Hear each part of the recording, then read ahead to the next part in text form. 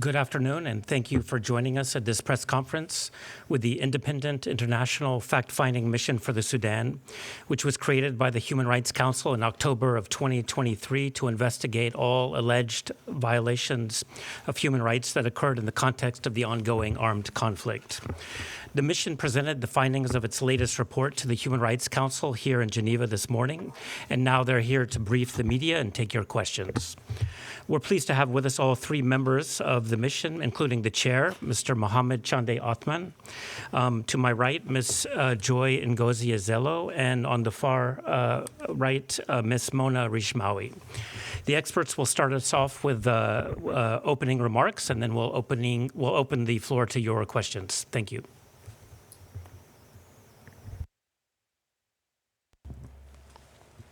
Thank you very much. To begin with, I think it is for a reason that our report is titled Sudan, a war of atrocities, and these are among the reasons. Civilians in Sudan are being deliberately shelled, executed, tortured, and raped in crimes that amount to war crimes, and in the case of the Rapid Support Forces, to crimes against humanity. From the earliest days of this conflict, civilians have been deliberately and systematically targeted by both the Rapid Support Forces and the Sudanese Armed Forces and their respective allies. Our mission found that civilians, people taking no direct parts in hostilities, were shelled in their homes, at marketplaces, assaulted at checkpoints, and on roads as they tried to flee. The RSF additionally launched ground and air attacks on displacement camps, and both warring parties subjected civilians to arbitrary detention and torture because of the real or perceived affiliation with the other side. The RSF also committed widespread sexual violence. These are not incidental or accidental harms of the war in Sudan. They are deliberate strategies of violence against the civilian population. Nowhere is it clearer than in Darfur. Since the siege of Al-Fashir, which began in May 2024, the RSF has repeatedly shelled the city and surrounding areas, displaced more than 470,000 people. Displacement camps, meant to be places of refuge, have themselves become target.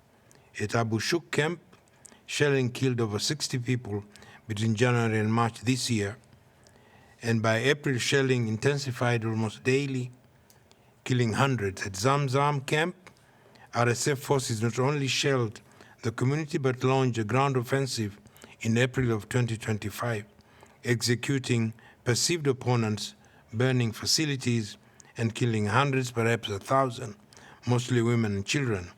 Entire populations were uprooted once again. RSF attacks were not limited to camps. In January this year, RSF fighters opened fire on a civilian convoy near the Chadian border, killing at least 30 people. Others were captured, beaten, and held for ransom. Civilians were routinely targeted for their ethnic identity. Zagawa, Fur, Masalit, and Tunjur communities in particular, and for their perceived affiliation with the opposite side. The SAF and its allies are also responsible for serious violations. After retaking areas of Jazeera in January 2025, SAF allied forces attacked the Kanabi community, killing civilians, burning homes, and using racial slurs. In Khartoum, Omdurman, and Bahri, verified videos show civilians accused of collaborating with RSF beaten and executed by men in army uniform. These are reprisals, collective punishment, and they are unlawful. Both parties also carried out arbitrary detention, arrest, and civilians were held without charge, cut off from their families, beaten, tortured, and denied medical care. Survivors from RSF detention sites described them as slaughterhouses. In one notorious facility, dozens of detainees died between June and October this year due to torture, malnutrition, and lack of medical care. Some were executed outright. Others were forced into labor or ransom backed by their families. In SAF-run detention facilities, civilians were also subjected to torture, including electric shock, sexualized abuse, and they were held in cells so overcrowded that some prisoners had to sleep standing. Sexual and gender-based violence has also been a defining feature of this war. Our mission received overwhelming evidence of rape, gang rape, sexual slavery, abduction, forced nudity, and forced marriage. RSF fighters use sexual violence as a deliberate tactic of war, often targeting women and girls from non-Arab communities. Survivors told us they were raped at checkpoints, in their homes, in abandoned buildings, and in detention. Girls as young as 12 were forced into marriage, sometimes under threat of death to their families. Men and boys were also subjected to sexualized torture, and such acts are rooted in racism, prejudice, and impunity, and they devastate entire communities. The mission received information that SAF members also committed sexual violence in White Nile, Blue Nile, Khartoum, and Northern State, including in detention and at checkpoints. These incidents remained largely underreported due to survivors' fear of reprisals. The mission will continue to investigate all allegations of sexual gender-based violence attributed to Sudanese armed forces. The mission finds that these acts by both SAF and RSF amount to serious violations of international humanitarian law and human rights, and they include war crimes such as violence to life and person, in particular murder and torture, and outrages on personal dignity, including rape, sexualized slavery, intentionally directing attacks against civilians, and forced displacement. In the particular case of RSF, the widespread and systematic character of these attacks, directed particularly against non-Arab communities, also constitute crimes against humanity, including murder, persecution on ethnic, political, and gender grounds, forced displacement, and other inhuman acts. Thank you, Mr. Chair. In this war of atrocities, attacks on civilian infrastructure continues to escalate. Hospitals, markets, water, and electricity, the lifeline of civilian survival, have been deliberately shelled. These are not accidents, they are war crimes, and in some cases, crimes against humanity. Civilians in Sudan are not only being killed and displaced, they are also being deliberately deprived of the means to survive. Our mission has documented a consistent pattern of attacks on civilian infrastructure and on objects indispensable for survival. Hospitals, markets, water resources, electricity, grids, farmland, and humanitarian supplies. These are lifelines, and they are being systematically destroyed. Food systems and essential infrastructure have also been targeted. The RSF and its allies repeatedly shelled markets in El Fasher, Omdurman, and displacement camps. In Abu Shok camp alone, the market was shelled multiple times between 2024 and 2025, destroying food stalls and killing civilians. Attacks on livestock market and Al-Mashra was struck twice in July and September 2024, severely damaging the livestock. These actions were designed not only to terrorize, but to deprive entire communities of food. The SAF has also targeted markets. In October 2024, airstrikes ravaged the Alcoma market near El Fasher, killing civilians, including children, and destroying surrounding facilities. In December, the SAF shelled and destroyed the Kabeka market, killing over 100 civilians. In March 2025, the SAF bombed Tora market during peak hours, destroying what was among the last food sources available in the area and killing and injuring hundreds of civilians. The RSF has also targeted electricity and water system. RSF drone strikes on Merewa Dam and power station in Ombudsman caused widespread blackouts. Around El Fasher, water facilities and pumps were shelled and destroyed. Medical facilities and health workers were not left out. They have suffered relentless attacks by both warring parties. The mission documented a high number of RSF attacks in hospitals, clinics, and ambulances have been shelled, raided, and looted.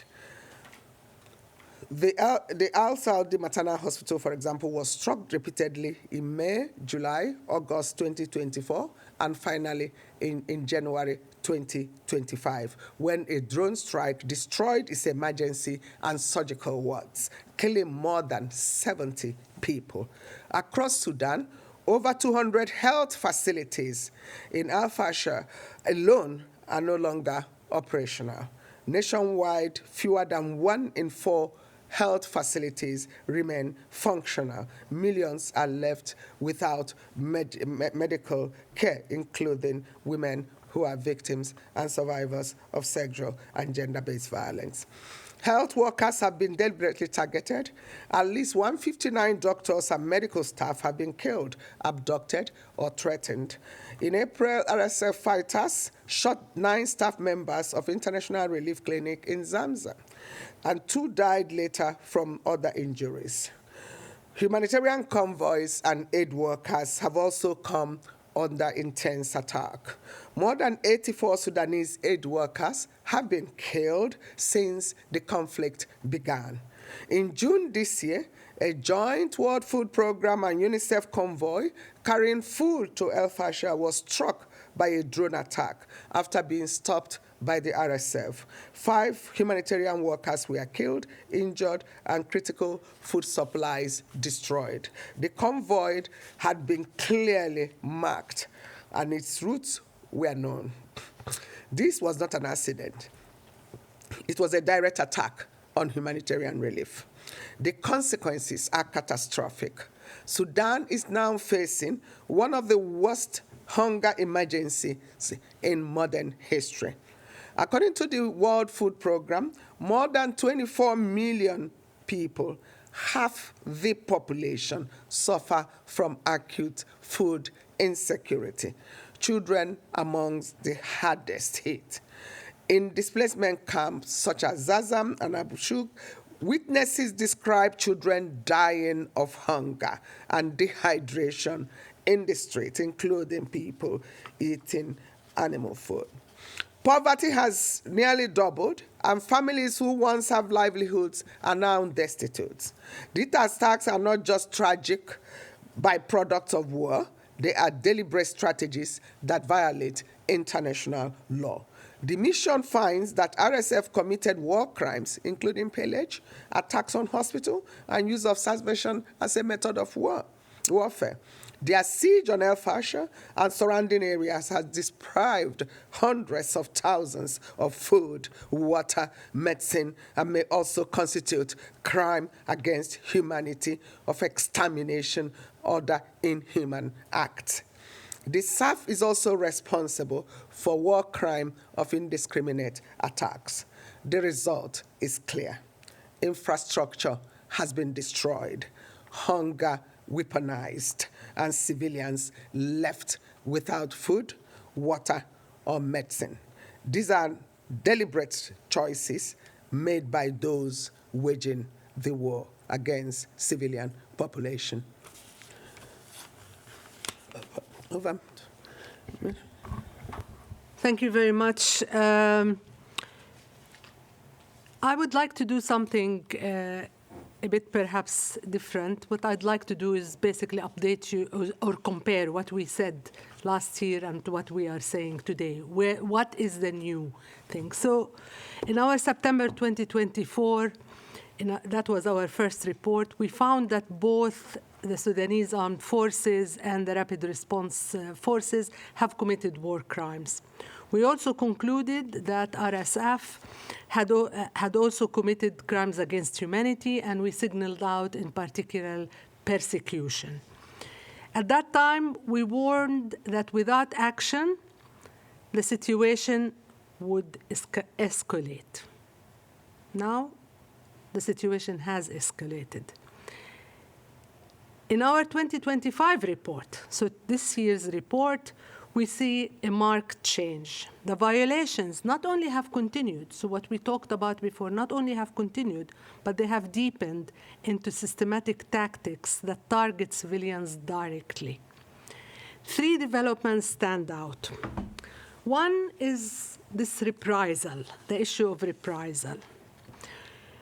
Our mission on this report, we found that civilians were targeted by both parties and both parties and their respective allies because of their real or perceived affiliation with the opposite side. We heard about Al-Fashir, but also, which is basically targeting by RSF, but we also heard, and my colleague spoke about Kanabi, which is targeting certain communities by SAF for possible or perceived affiliation with RSF. The second issue that deepened a lot is starvation.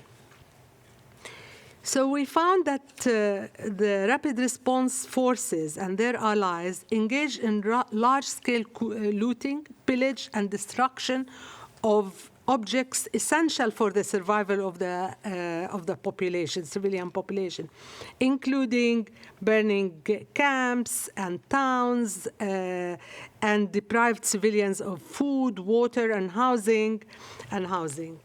We also faced, and you know the situation that we described in particularly Al-Fashir. The fact of the deprivation of food and food production system, targeting food production systems such as farms and so on, but also markets which allow people to access food, actually has led to starvation. We also found that both parties failed to undertake measures to minimize the impact of these attacks that they are carrying on, airstrikes and artillery attacks on the civilian infrastructures, including markets, as I mentioned. The third is the extermination angle.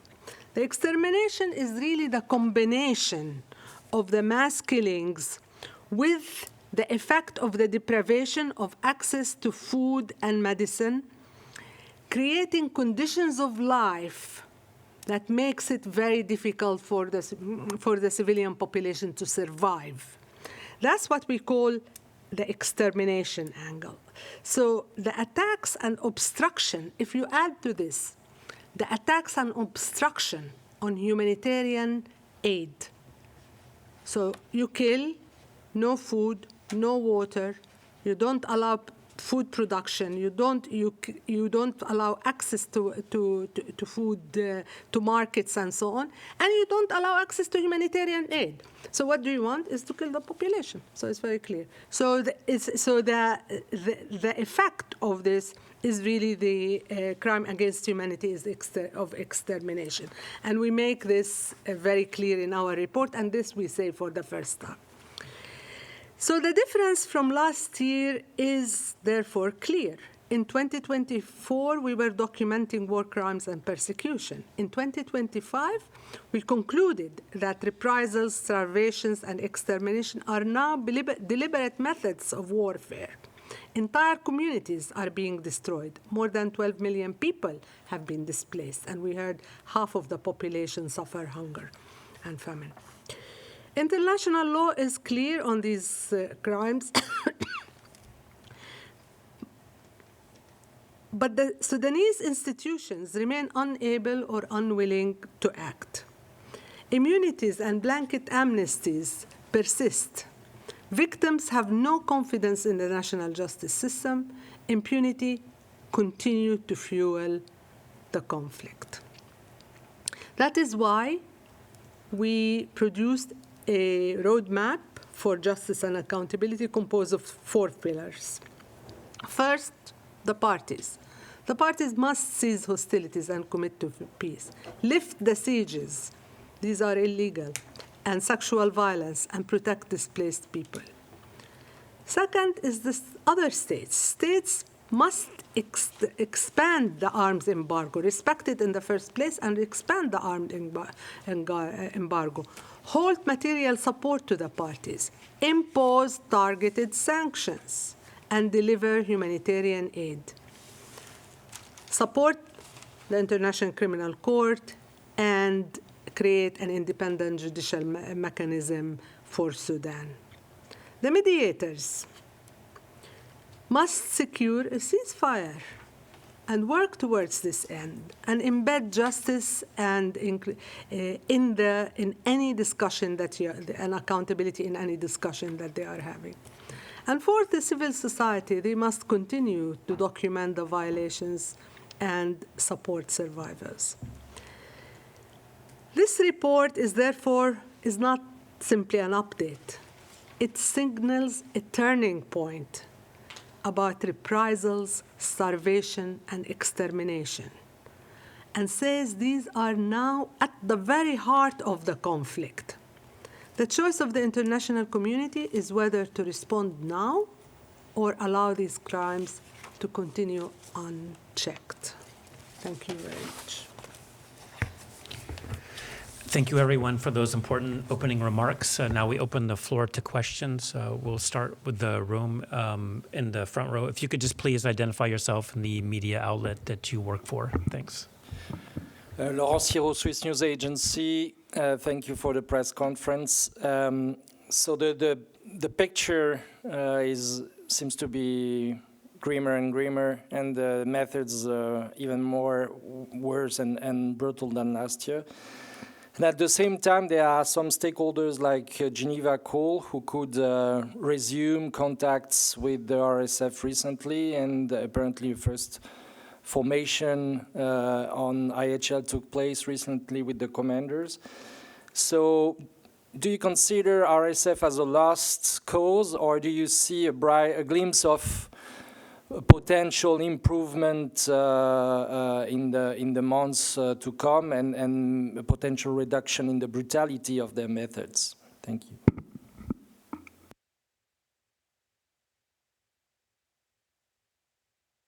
Well, thank you very much for the question. Clearly, the work of Geneva Call is very important, and I think it's really important that they continue to work. But honestly, and let's be honest and frank about this, training without accountability doesn't work. So today you train and say don't abuse and rape women and commit and loot and no sexual, but there is no price for it.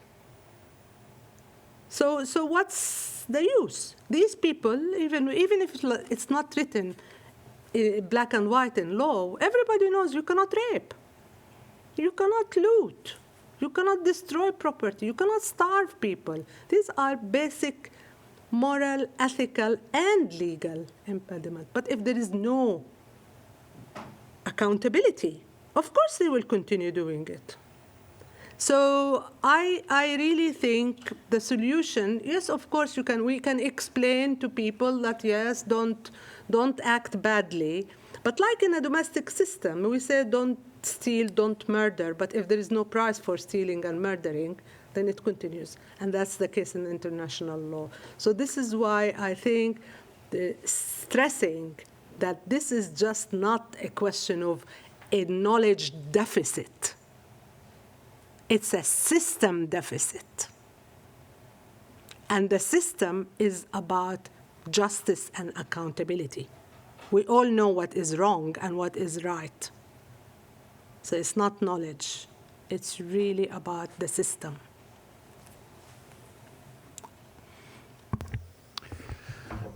Thank you.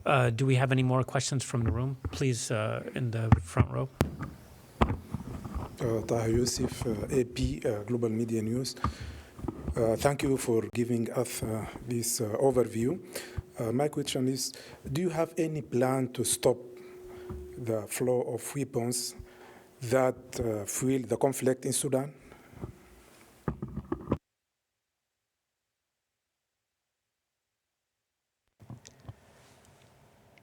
Yeah, thank you very much for a very pertinent question.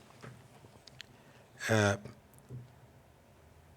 think the Security Council recognized very clearly the link between the flow of arms and the situation in Darfur from 2003-2005. That is why it imposed an arms embargo over Darfur. Now that arms embargo has been monitored by the Security Council, but it is clear from its own reports and other reports that it is porous.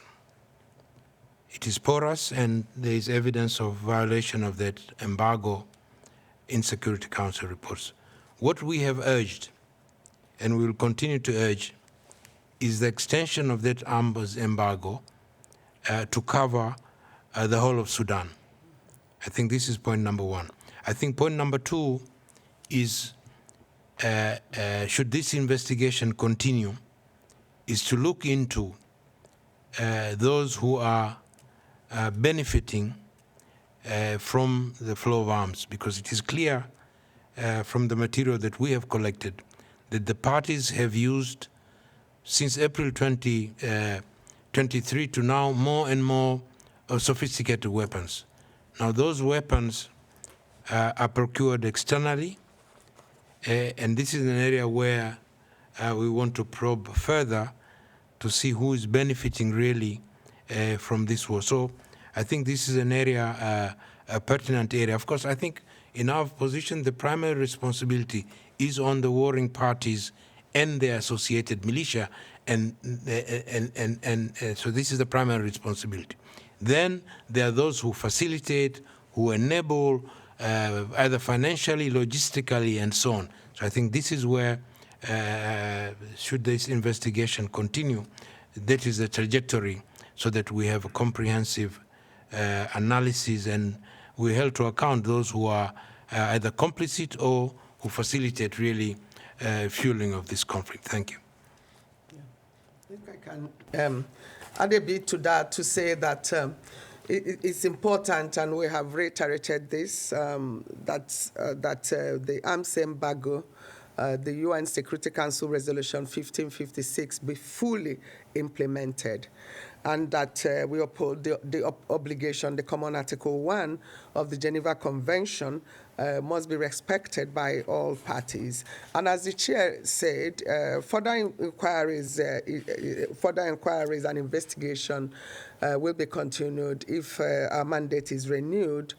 We know that what's going on in Sudan, Sudan is a world war, and is fueled also by foreign actors, some of whom finance, arm, and facilitate the conflict. And that's obvious. We are not naming names now, but we are investigating, and we have information, some of which will be further elaborated in the CRP that will be issued later in October.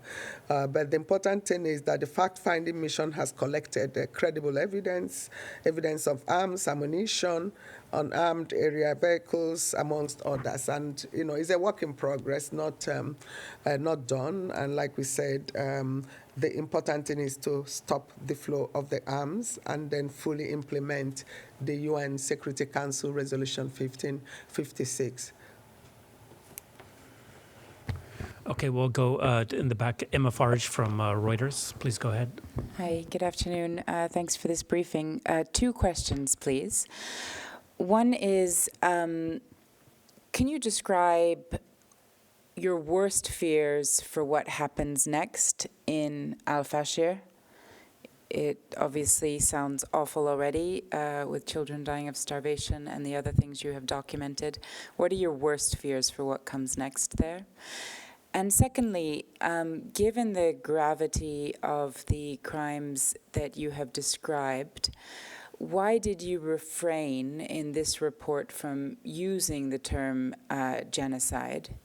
And what would have to happen in Sudan, in the Sudan context, for you to make that determination?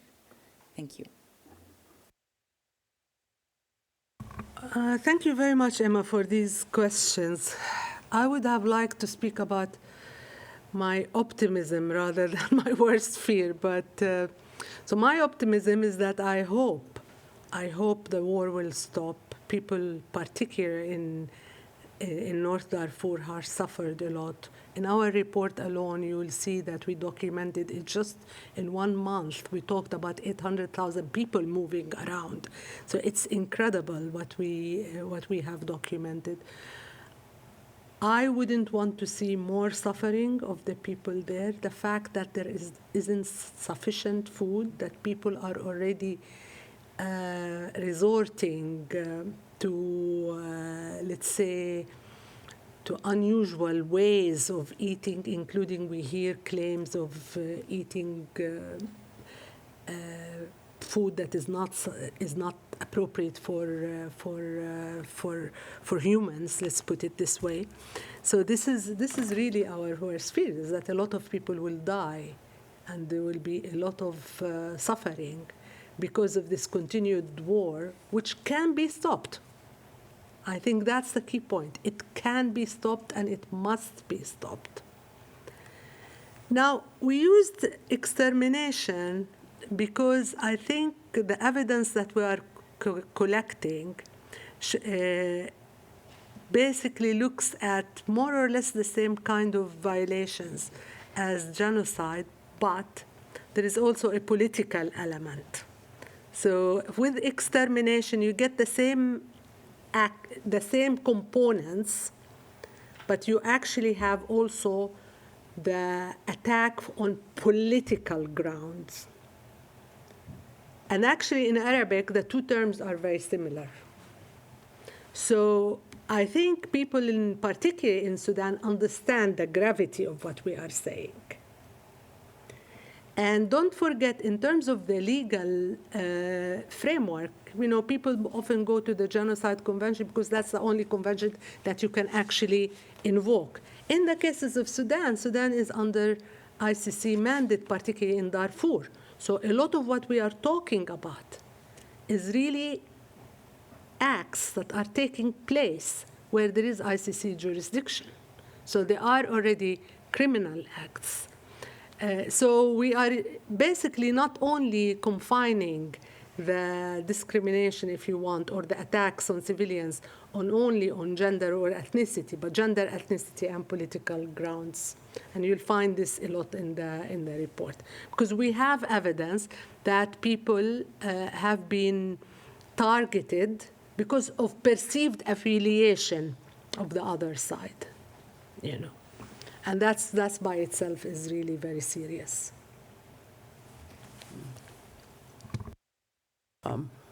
So thank you. Just also adding to Mona what she said on extermination is very clear. And then with regard to genocide, of course, we know the use of term and especially the particular ingredients, very particularly required to establish a genocide as a crime of genocide, even in international law, and the requirement of some judicial pronouncement. Some of the elements, may be clear, and some already triggers or are manifest in some racist slurs and hate speech that my colleague has already, but is still not exactly, what we can term at this stage with that judicial pronouncement. I think for the international community, the lack of political will and the less attention that is being paid to this war of atrocities going on in Sudan, that even some people don't even know what's going on, and that the world, that we have 24 million people are facing famine, whereas huge number have been displaced, yet it's not really widely reported. The action by international community in the long run is not in the best interest of anyone. We are all obligated to protect our collective humanity, and the consequences of this war will continue even in decades to come. And it is important that everyone, joins hands for finding a political solution and a durable peace that is founded on justice and accountability. These twin pillars are imperative for ending impunity and the cycle of conflict that we've seen in Sudan that reinforces this impunity. Thank you. Any more questions from the room or online? I don't see any online. If no more questions, that will bring us to the end of this press conference. Thank you all for joining us today, and have a good day. Thank you.